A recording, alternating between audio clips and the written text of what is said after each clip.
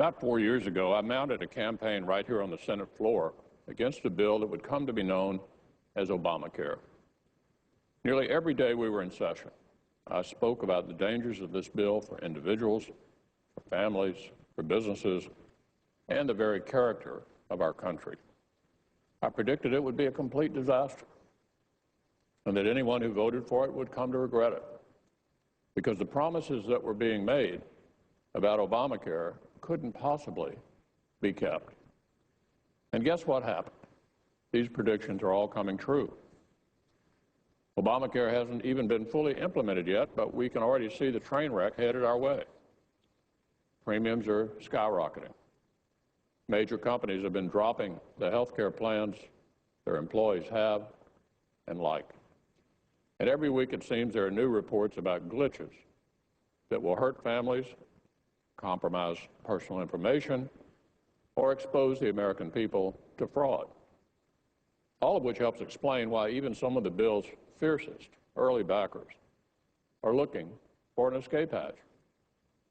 But there's only one escape hatch that will fully help those trapped by this law, and that's full repeal.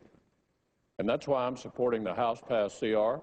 Not only does it defund this terrible law, it doesn't increase government spending by a penny, and it keeps the government from shutting down, which nobody wants. And it does something else, and this is really important. It puts the focus right where it belongs on the Democrats who voted for and continue to support Obamacare. Because once we invoke cloture, Mr. President, the focus will then turn to our friends on the other side of the aisle, the Senate Democrats. The majority leader is counting on his Democratic allies to amend the bill. He can only afford to lose 4 Democrats, just 4, if he wants to restore funding for Obamacare. So if 5 Senate Democrats vote against the majority leader, Obamacare will be defunded. That, Mr. President, is a vote we should have, and in all likelihood will have. Democrats have been hearing the same complaints about Obamacare that the rest of us have. The spotlight really should be on them. This is a rare opportunity to defund the law with a simple majority to defund Obamacare. We should have that vote. It just doesn't happen. I just don't happen to think filibustering a bill that defunds Obamacare is the best route to defunding Obamacare. All it does is shut down the government and keep Obamacare, and none of us want that.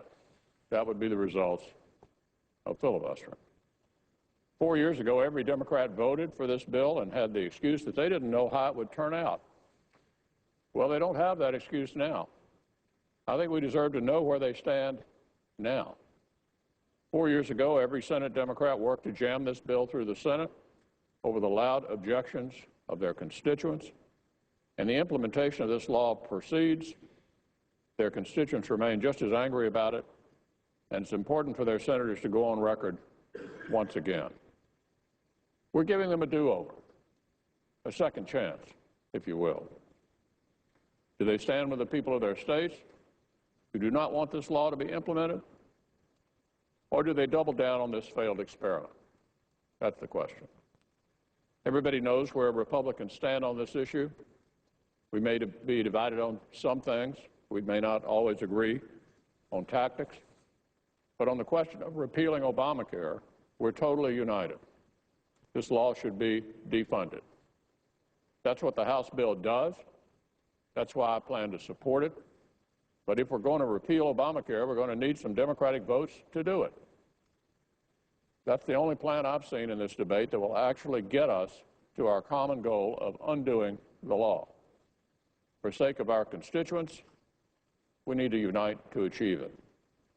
So this morning, I'd like to make a plea to our friends on the other side.